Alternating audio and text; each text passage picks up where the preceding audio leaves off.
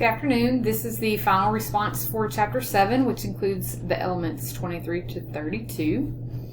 And I guess the biggest thing for me watching everyone's videos is that it's going to be important that the teachers that are in our building are able to adapt and show flexibility, because what works for the one isn't necessarily going to work for another. We may have a few students in one class that responds well to certain strategies, but the rest of our class needs other type of strategies.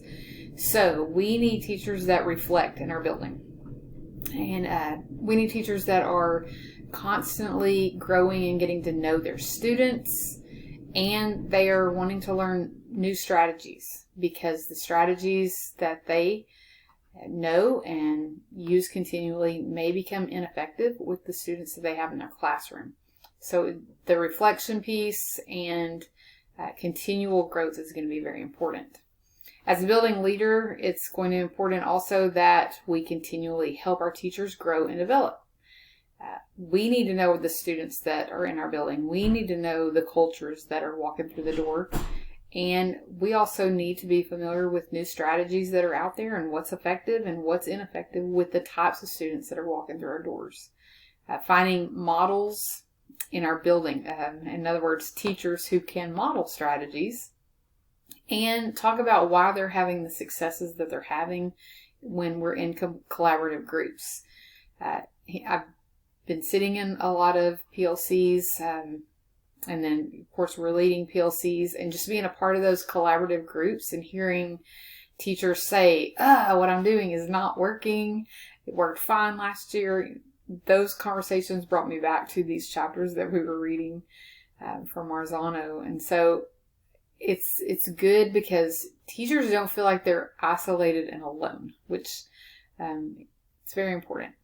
As far as implication for change that you guys all brought out, it's important that teachers are evaluating the students continually while they're in your class for engagement, and just really paying attention to whether or not the students are engaged and adjusting often.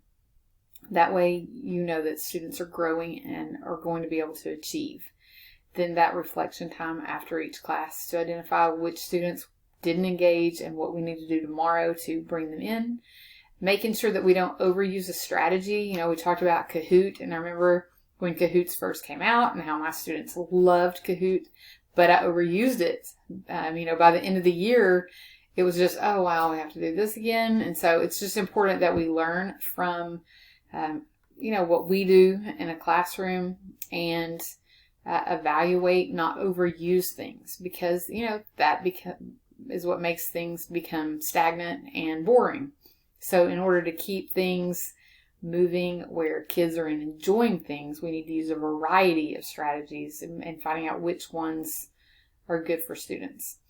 It's also important, I know I talked about this, but I heard this in several of your videos, sparking excitement in our students. Using the, hey, we get to do this attitude instead of the, come on guys, we have to get this done, we have to do this. When we use the we get to or you get to, and we have our own spark of excitement in the content, we can draw them in, and that becomes motivational and I think what we said, inspiring to our students. So that's important.